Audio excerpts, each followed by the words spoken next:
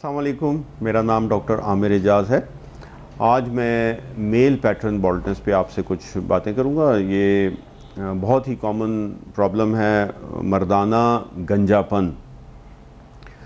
और दुनिया में तकरीबन 60 to 70% जो मेल्स हैं वो at some stage in their life, किसी को जल्दी किसी को देर से, some degree of hair loss उससे गुज़रना पड़ता है और बाल कम हो जाते हैं मर्दाना।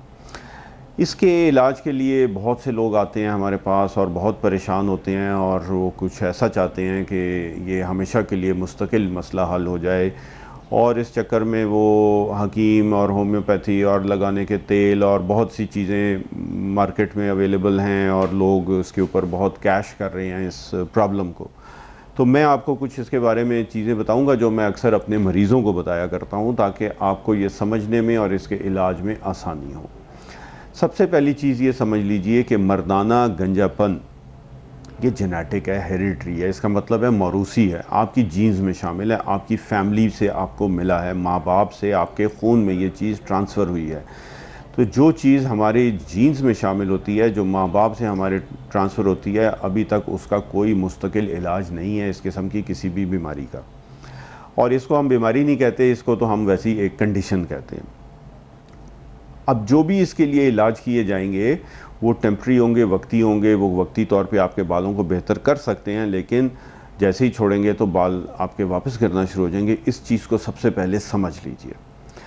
अब जीन्स में कैसे आता है, ज़्यादा ये वालिदा की तरफ से ये जीन्स आती हैं और कम होता है वालिद की तरफ से। तो आप अपने आसपास देखेंगे, आपके भाई, आपके वालिद, मामू, नाना, चचा, ताया वगैरह, दादा, मेल्स में आप देखेंगे कि इनमें किस में गंजापन है। किसी की एक फैमिली है उसमें ज़्यादातर लोग गंजे हैं, तो आपको जीन्स वहाँ से मिल गई हैं।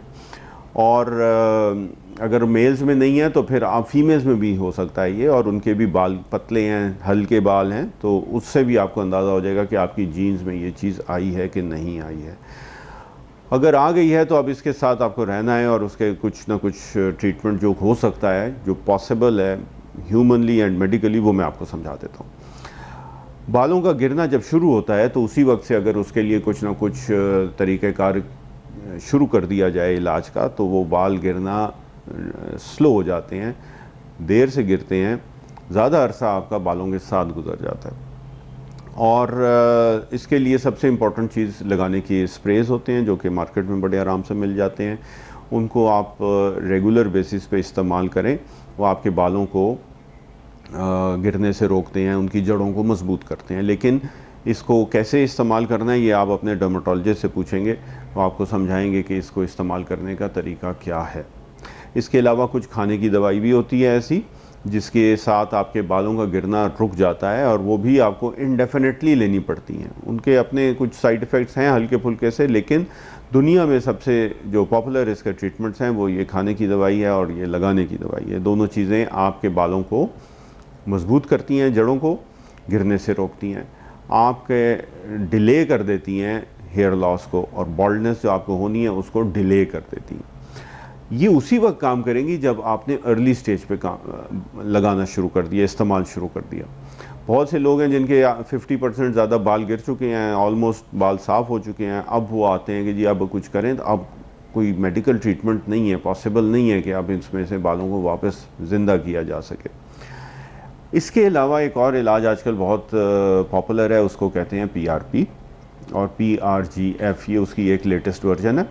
ये दोनों इलाज भी बहुत पॉपुलर हैं और आजकल तो बहुत से लोग ये कर रहे हैं और हर किसी में कर रहे हैं। लेकिन इसके बारे में भी कुछ आपको बातें बताऊंगा कि PRP एक स्टेज तक आपके बालों को मजबूत करता है और गिरने से रोकता है, लेकिन अगर एक स्टेज से ज़्यादा आपके बाल गिर चुके हैं तो फिर PRP फ़ायदा नहीं देगा। बहुत से लोग मेरे पास ऐसे आते हैं पेशेंट्स जो कहीं से PRP करवा रहे हैं, लेकिन उनके सर जो है वो ऑलरेडी गंजा हो चुका है, तो उनको मैं समझाता हूँ कि आप पैसे ज़ाया कर रहे हैं, आपको इस PRP से फ़ायदा नहीं होगा।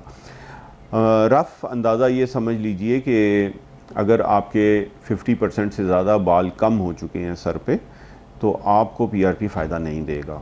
इससे कम है तो फिर आपको येस करा लेना चाहिए, लेकिन PRP के फ़ायदे भी आपको उसी वक्त तक मिलेंगे जब तक आप कराते रहेंगे। जब छोड़ेंगे तो बाल वापस गिरना शुरू हो जाते हैं। अच्छा, अब इसके बाद आखिरी स्टेज आपके पास आ जाती है हेयर ट्रांसप्लांट की, और बहुत से पेशेंट्स को मैं रेफ़र कर देता हूँ फॉर हेयर ट्रांसप्लांट। जब उनकी स्टेज ऐसी आ जाए कि मेरे ख्याल में उनको ना लगाने की दवाई ना खाने की दवाई से कोई फ़ायदा मिलेगा, तो उनको फिर हेयर ट्रांसप्लांट, उसके अपने फ़ायदे और नुकसान हैं। वो बहुत बड़ी एक सर्जरी है, उसकी सर्जरी की सारी कॉम्प्लिकेशंस भी उसके साथ एसोसिएटेड हैं, और वो आपको एक बहुत बड़ा स्टेप लेना होता है। लेकिन बहुत से लोग करवाते हैं और बहुत से लोग खुश भी रहते हैं उसके साथ। तो ये आप समझ लीजिएगा कि एक बड़ा फ़ैसला है हेयर ट्रांसप्लांट कराने का, और वन वे फ़ैसला है। एक दफ़ा करा लिया है तो अब वो वापस नहीं हो सकता। जो उसने कर दिया आपके साथ वो परमानेंट बेसिस पे हो गया। इन बालों की भी एक उम्र है। जो आप हेयर ट्रांसप्लांट से जो आपके बाल सर की बैक साइड से उठाकर यहाँ पर लगा दिए जाते हैं, ये भी एक स्टेज तक रहते हैं, और फिर इनमें वो चेंजेस आना शुरू हो जाती हैं और वो भी बाल गिरना शुरू होते हैं। लेकिन वो 15-20 साल तकरीबन इनको लग जाते हैं, और आपका बहुत सा टाइम जो है वो बालों के साथ गुजर जाता है। तो ये टेक होम मैसेज आपके लिए क्या है कि ये बीमारी नहीं है, ये एक कंडीशन है। इसके साथ भी ज़िंदगी गुजारी जा सकती है। जितनी जल्दी आप इसका अगर इलाज कराना चाहते हैं तो इसके लिए कुछ लगाने के स्प्रेज वगैरह इस्तेमाल करेंगे तो बाल गिरने से रुक जाएंगे और डिले हो जाएंगे। आपके अगर 5 साल में जो गंजापन आना था उसको आप 10 साल पे ले जा सकते हैं। इतना ही फ़ायदा देगा आपको, परमानेंट फ़ायदा कुछ नहीं देगा। और लास्ट रिज़ॉर्ट के तौर पे आप हेयर ट्रांसप्लांट भी करवा सकते हैं, लेकिन वो सोच समझ के करने वाला फ़ैसला है। तो इन सब चीज़ों को मद्देनज़र रखते हुए अपना ट्रीटमेंट कराइए। ज़्यादातर जो टोटके और तेल लगाने के और इस तरह की चीज़ें जो बाज़ार में अवेलेबल हैं, कोई फ़ायदा नहीं है उसका। किसी चीज़ से आपके बालों के ऊपर रत्ती बराबर फ़ायदा नहीं मिलेगा आपको कि वो गिरने से रुक जाएं।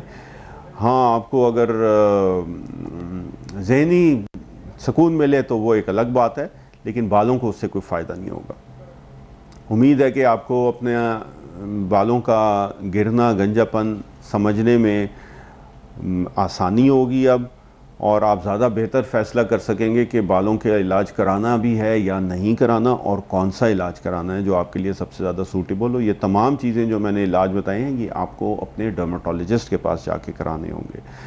आपकी स्क्रीन के ऊपर मेरा यूट्यूब, फेसबुक और इंस्टाग्राम के लिंक्स आ रहे हैं, उसको फॉलो कीजिए, और इंशाल्लाह आपको और इस तरह की मुफीद वीडियोज़ हम पहुंचाते रहेंगे। आपके टाइम का बहुत शुक्रिया। अल्लाह हाफ़िज़।